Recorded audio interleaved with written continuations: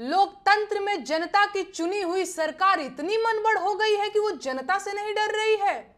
सरकार इतनी मनबड़ हो गई है कि वो जनता को डरा रही है। अरे धिक्कार है उस जनता पर जो अपनी बनाई सरकार से डरने लगे, और लानत है उस सरकार पर जो अपनी भाग्य विधाता जनता को डराने लगे। ये सरकार जनता की बनाई हुई है और जनता जब चाहे इसे बदल सकती है। सरकार जनता से है, जनता सरकार से नहीं। और अगर देश की सरकार देश की जनता से नहीं डर रही है तो इसका सीधा मतलब है कि ये सरकार बनाने का काम जनता कर ही नहीं रही है।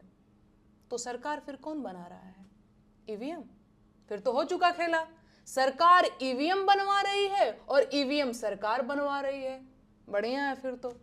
अच्छा, दिल पे हाथ रख करके बताइएगा, आपको सच में लगता है कि सरकार देशवासियों का भला कर रही है? क्या आपको अब तक नहीं समझ में आ रहा है कि सरकार की नजर सिर्फ देश के संसाधनों पर है? महंगाई, बेरोजगारी, स्वास्थ्य और शिक्षा जैसे मुद्दों को साइडलाइन कर देने वाली सरकार देश का भला कैसे कर सकती है?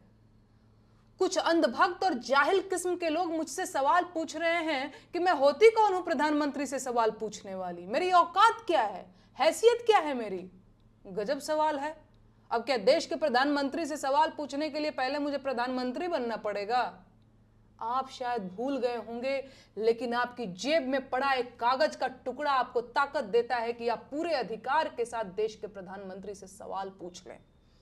अपने सोए हुए दिमाग को जगाइए महाराज। आपका वोटर कार्ड आपको खाली सिम खरीदने के लिए नहीं दिया गया है, आपकी नागरिकता का एक दस्तावेज है, और वो उसके आधार पर रास्ते का एक गरीब मजदूर भी प्रधानमंत्री से पूछ सकता है कि साहब मैं अब तक गरीब क्यों हूं? अपनी ताकत को पहचानिए। इस देश के नागरिक हैं आप, गुलाम नहीं हैं। आजाद देश के आजाद नागरिक हैं आप। जागिए और पूछिए सवाल इन बड़ी गाड़ी और ऊंचे मकान वाले नेताओं से कि आप अब तक बेरोजगार क्यों हैं? पूछिए सवाल इन महंगे सूट और मोटी खाल वाले नेताओं से कि देश की 80 करोड़ जनता सरकारी भीख पर क्यों जिंदा है? अपने जिंदा होने का सबूत दीजिए, सवाल पूछिए और अपना हक लीजिए।